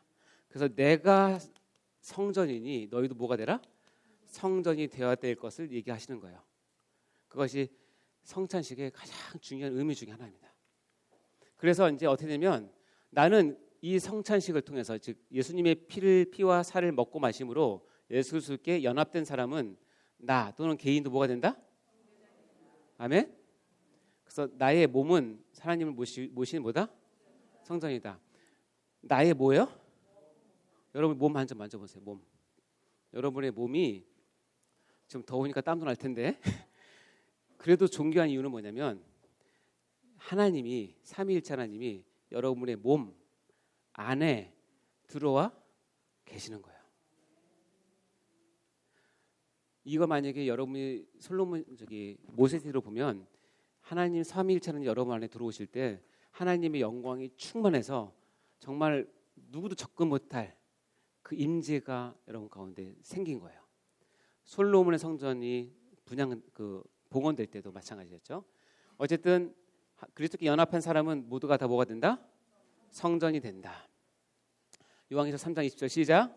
볼지어다 내가 문 밖에 서서 두드리노니 누구든지 내 음성을 듣고 문을 열면 내가 그에게로 들어가 그와 더불어 먹고 그는 나로 더불어. 이거 그림 많이 보죠. 예수님께서 이렇게 문 밖에서 뚜둑 두드리시는데 문 밖에 서서 예수님께 두드리셔요. 누구든지 내 음성을 듣고 뭘 하면 뭐 쉽게 말하면 여러분의 마음 문을 열면 내가 그에게로 뭐예요? 들어가서 잡아요? 들어가서 우리 성경 공부하자. 들어가서 우리 찬양하자. 들어가서 기도하자가 아니라 여기는 뭐예요? 그와 더불어 먹고 그는 나와 더불어. 예수님은 너무 식사를 좋아하시죠. 실제로 유대 그 지도자들이 예수님이 식탐이 많다라고 계속 지적했어요. 성경책에 안 보십니까? 너희 선생은 정말 개걸스럽게 먹고 식탐도 많고 그렇다. 근데 여러분, 이 먹는다라고 하는 것은, 식사 교제는 유대인에서 가장 중요한 그 관계를 맺는 방법인데, 아까도 얘기했잖아요. 예수님의 살과 피를 먹어야 된다 그랬죠. 그 뭐요? 그와 더불어 뭐예요? 먹고 나와 더불어, 그는 나와 더불어 이 뭐 하는 거예요? 서로 이 긴밀한 교제를 하는 거예요. 영적인 교제를, 긴밀한 영적인 교제를 뭐요? 내가 성전이 되었으니 너희도 뭐가 되라? 성전이 되는 것을 너와 내가 식사 교제를 통해서 확증하는 거야. 이 구절이 뭐하면 여러분이 예수님께서 두드리는 그 소리를 듣고 마음의 문을 열고 예수를 내 주로 고백하면 여러분이 여러분께 들어와서 여러분과 함께 먹고 마시고 교제하시는 거예요. 그러니까 영적인 다이어트를 하시면 안 돼요. 아셨죠? 늘 먹고 마셔야 돼요. 여러분의 영은 지금 마른 체형입니다. 마음껏 먹고 마음껏 마세요. 자, 고린도서 3장 16절 시작. 너희는 너희가 하나님의 성전인 것과 하나님의 성령이 너희 안에 계시는 것을 알지 못하느냐. 누구든지 하나님의 성전을 더럽히면 하나님이 그 사람을 멸하시리라.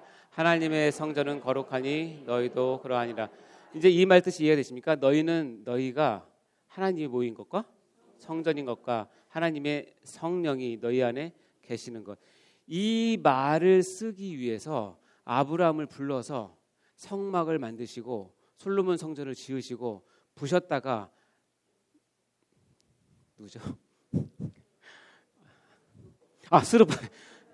제가 몰라서 그랬겠어요. 여러분 저나 안 저도 담임 목사님 닮아서 스룹바벨 성전을 만드시고 그것이 헤롯 성전을 왔는데 그것을 폐하시고 예수님께서 내가 성전이다 얘기하시고 나와 연합된 사람은 내가 너를 성전 삼으시겠다고 얘기하신 거예요. 그래서 그 안에 쑥 집어넣은 삼위일체 하나님의 대표 주자가 누구냐면 성령님이 내 안에 들어오신 거예요. 그 이유 때문에. 아멘? 그래서 이 말은 내가 단순히 그냥 예수님이 믿으면 좀 거룩하게 살고 단순히 분별되게 살고 좀 착하게 살고 그 정도 차원이 아니라 이것은 우주를 뒤흔드는, 저에겐 그랬는데 모르겠는데 여러분 우주를 뒤흔드는 엄청난 축복이고 이거는 사건이에요. 그러면 하나님 성전은 거룩하니 너도 그러하라고 얘기하죠. 자, 고린도서 6장 19절 20절 시작. 너희 몸은 너희가 하나님께로 받은 바 너희 가운데 계신 성령의 전인 줄 알지 못하니라. 너희는 너희 것이 아니니라 값으로 산 것이 되었으니 그런즉 너희 몸으로 하나님께 영광을 돌리라. 다시 얘기하지만 너희 뭐예요? 몸. 여러분이 지금 만져지는 그 몸을 얘기하는 거예요. 그 몸이 살고 있는 모든 생활을 다 포함한 얘기예요. 너희가 하나님께서 받은 바 너희 가운데 성령의 전인 줄 알지 못하느냐. 너희는 너희 것이 아니라 값으로 샀어요. 그러니까 너희 몸으로 어떻게 해요? 하나님께 영광을 돌리며 사는 것이 성전된 우리가 해야 될 일이에요. 자, 그러면 교회는 뭐예요? 이거 하려고 지금까지 온 거예요. 이거 하려고. 교회는 뭐냐? 그리스도 예수께 연합된 사람들, 한 사람 한 사람이 나 성전 됐어. 나 내 안에 예수 성령님이 계셔. 나 예수님께 부르셔서 믿어. 라고 하는 사람들이, 뜻이 맞는 사람들이 모여서 너희가 모인 것이 뭐예요? 성전이에요. 그리고 이거를 하나님께서 독특한 용어, 한 번도 안 써본 용어, 그리고 하나님의 역사를 통해서 가장 최고의 결정체 중에 결정체의 용어를 썼는데 그게 뭐예요? 교회예요. 교회. 교회가 쉬운 게 아니라고요. 이 교회라는 단어를 쓰기 위해서 하나님께서 무슨 일 하셨는지 보셔야 돼요. 성경이 이렇게 흘러간 걸 좀 보셔야 돼요. 여러분을 교회로 삼기 위해서 하나님께서 이 많은 역사 가운데 이렇게 하셨어요. 예수님께서 오셔서 자기 몸을 찢기시고 우리에게 살과 피를 주시기까지 뭐 하기 위해서? 교회를 만들기 위해서. 그러니까 하나님의 모든 구원의 초점은 어디에 가 있냐면 교회에 가 있는 거예요. 교회를 이루기 위해서는 복수가 필요하니까 그 중에 한 사람이 여러분을 부르신 거예요.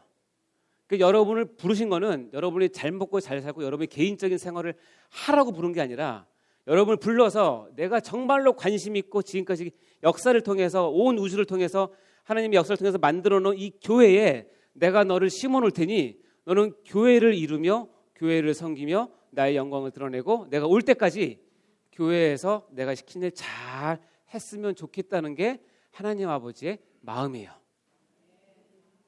그것이 교회입니다. 그러니까 교회를 함부로 무시하시면 안 돼요. 하나님의 명예를 걸고 전 역사를 통해서 하신 일이에요.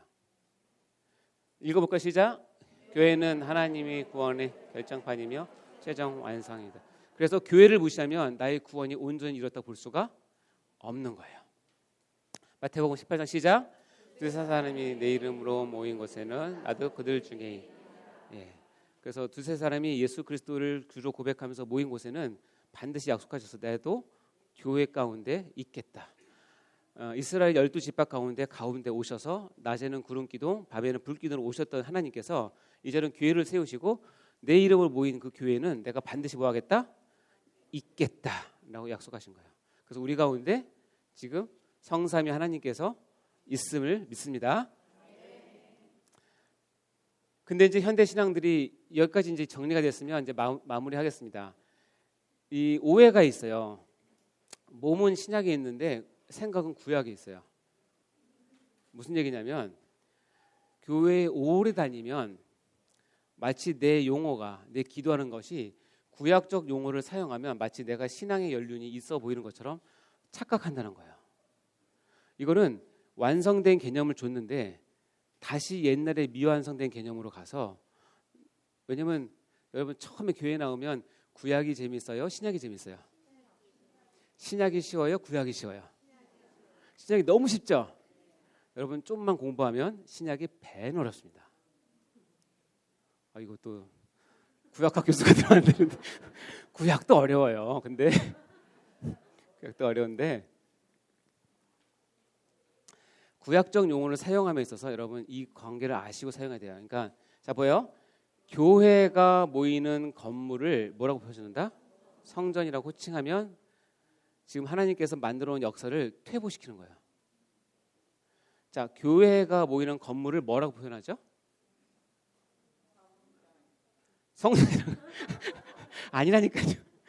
교회가 모이는 건물을 뭐라고 표현하냐면 옛날 우리 선배들은 예배를 위해서 모이는 장소 예배당, 교회들이 모이는 장소 교회당. 근데 이렇게 쓰면 아유 시골틱하고 뭔가 없어 보이고 뭔가 모르는 사람처럼 보이지만 그렇지 않아요. 예배당 집당자예요. 집당자. 교회당이 정확한 표현이에요. 아시겠죠? 그러나 이제 당자를 안 붙이고 여기는 새해된 교회가 모이는 교회당이니까 그냥 새해된 교회로 우리가 편의상 부릅시다. 여기까지는 괜찮아요? 괜찮은데 이곳을 성전화하면 안 돼요. 여러분이 성전이고 성전인 여러분이 한 차례 더 업그레이드 돼서 개념상 좀 더 신비적이고 영적인 개념이 돼서 여러분이 모인 것이 교회예요. 근데 교회에 가서 여전히 성전을 찾아서 나오고 성전 중심으로 한다는 의미가 마치 이 예배당 중심으로 모이는 것 성전으로 모인다고 생각하시면 하나님이 야 그거 아닌데 그런 거예요. 내가 교회를 하기 위해서 그 과정이 지나간 건데 여전히 그렇게 하고 있으면 안 되죠. 이해되십니까? 여러분 몸은 신약인데 생각은 구약에 있으면 안 되고 아까 얘기했지만 특히 이제 직분이 올라갈수록 교회 다니는 연수가 많을수록 구약을 자꾸 들어버릇하니까 왜냐하면 새 신자들 신약을 구약을 잘 모르거든요. 그러니까 그 안에서 좀 잘난 체하려고 구약적 용어들은 막 갖다 써요. 그럼 모르는 사람들은 저분은 성경을 많이 안 해. 저분은 뭐 그렇게 생각하잖아요. 제발 그러지 마시라고요. 하나님께서 마지막 세운 교회는 하나님께서 교회 말고 다른 구원을 하기 위한 프로젝트를 성경책에 기록하지 않은 거 봐서는 하나님이 구원의 마지막 종착역은 교회예요. 교회 이상도 없고 이하도 없어요. 그러니까 반드시 교회에서 여러분이 끝장을 보셔야 돼요. 이렇게 착각하시면 안 됩니다. 네, 아니죠. 교회는 하나님 하나 성전이 모인 하나님의 성전들이죠. 성전, 큰 성전. 근데 성전이 우리 교회 몇 층이죠? 10층인가요? 10층짜리는 우리 성전, 5층짜리는 쟤네 교회 성전 이렇게 생각하면 안 된다는 거예요. 건물을 성전이라고 호칭하는 거는 근데 안타까운 말인데 이미 이 건물을 성전으로 호칭하는 거는 이미 우리 한국 교회에 뿌리 박혀서 바꾸기는 쉽지 않을 텐데 여러분 그래서 생각하면서 쓰세요. 제 예를 들어 볼게요. 혹시 청년들 만나 모르겠다. 제가 분당에 삽니다. 분당이 천당 밑에 분당이죠. 근데 여기 보면 여의도 순복음교회라고 거기 있더라고요. 거기 무슨 정자동인가요? 하여튼 거기 보면 제가 지금 10몇 년 전에는 여의도 순복음교회 제3성전 썼어요. 불빛으로. 그래서 내가 가면서 찍었어요. 아유 역시 순복음교회는 말씀이 약하고 역시 뭐 기도하고 뜨겁기만 하지. 이거 잘 모르나 보다. 그렇게 그냥 측은한 마음으로 여겼어요. 그런데 어느 순간에 이것을 깨달았는지 어느 순간에 몇 년 지나고 나서 여의도 순복음 분당 교회로 바꿨어요. 그래서 내가 와, 저 여의도 순복음 교회에 이 교회에 정말 영적으로 깨어 있는 분이 있으신가 보다. 이게 맞아요. 이게 맞아요. 여러분 이제는 이걸 보면서 더 영광스러운 하나님을 봐야 되고 이걸 보면 마치 처음 본 사람들은 성전이니까 뭐 있어 보이지만 아니에요. 이게 훨씬 더 높은 개념이에요. 이해되시죠? 근데 제가 그때 섬겼던 교회가 고신 측이에요. 우리보다 훨씬 보수라고 하는 고신. 근데 거기 이제 전국 어린이 찬양 경영 대회를 했는데 제가 이거 보고 시겁했어요. 경양교회 제2, 제3 성전이 장소예요. 실망했어요. 아니 고신하면 지금 우리와 같은 장로교회 가장 핵심적인 보수 중에 보수고, 근데 이걸 이 제2, 제3 성전이라고 한다면 지금 이거를 어떻게 하는 거야? 이걸 저는 뭐 판단하거나 정지하고 싶은 마음은 없어요. 그러나 여러분 이걸 보면서도 저런 표현은 이렇게 해석을 해야 되는 거라는 것은 아셨으면 좋겠어요. 아셨죠? 내가 강조하고 싶은 거는 교회라는 단어는 여러분이 신앙생활하는 최상위의 가장 고귀한 여러분이 평생 지고 갈 마지막 단어예요. 교회가. 그 이상도 없어요. 내려오지 마시고. 아셨죠? 그리고 두 번째, 여러분 솔직히 얘기해서 성전 건축하면 뭐가 듭니까? 무슨 생각이 듭니까? 성전 건축하면 헌금부터 생각하시잖아요. 그래서 통계적으로 작은 교회가 성전 건축을 한다고 광고를 내면 30 내지 40%가 한 달 이내에 교회로 옮긴대요. 뭐 하기 싫어서? 헌금하기 싫어서. 근데 자 이제 성전 건축하면 그래요. 이제 우리는 성전 건축이 우리가 모이는 예배당의 좁으니 좀 더 넓고 편안한 예배당으로 갑시다라는 의미인지 아시겠죠? 그거 쓴다고 합시다. 근데 성전 건축은 원래는 뭐예요? 정확히 얘기하면 성전인 한 사람 한 사람들을 모으고 교육하고 양육하고 전도해서 하나님의 성전으로 세우는 것이 성전 건축의 원래 뜻이에요. 이것을 구약 사람들은 장소의 메인 성전이기 때문에 거기에 와서 노역도 하고 짐도 나르고 하면서 성전을 진짜 지었지만 신약인 우리는 그게 아니라 뭐예요? 여러분이 성전이고 아직 성전이 아닌 사람들을 데려다가 가르치고 지키게 해서 예수를 믿게 해서 양육해서 훈련시켜서 예배시키고 그다음에 해서 어떻게 그 가운데 예수의 영이 들어가게 하면 그가 뭐가 되는 거예요?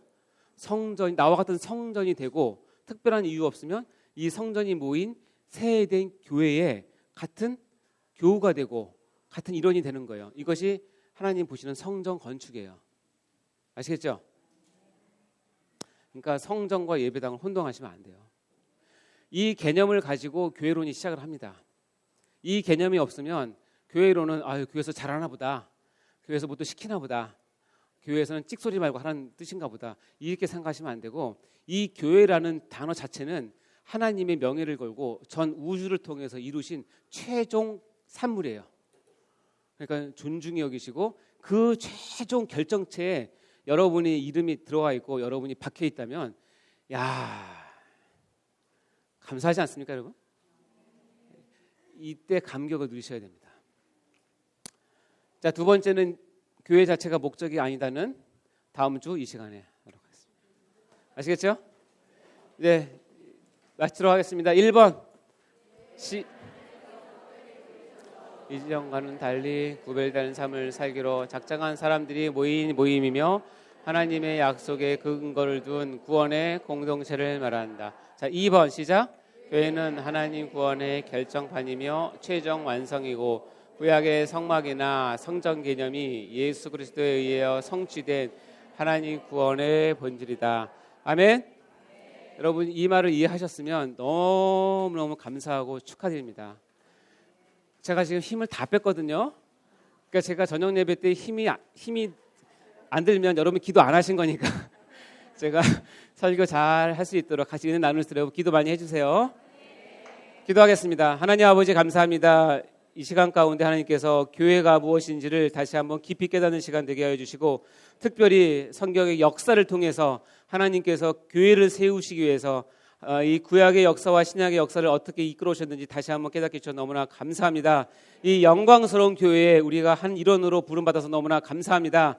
이제 교회를 하나님 섬기듯 섬길 수 도와주시고 교회를 통해서 하나님께 영광을 올려드리는 저희 모두가 될 수 있도록 인도하여 주시옵소서. 감사드립니다. 이 모든 말씀을 예수님으로 기도합니다. 아멘. 수고하셨습니다.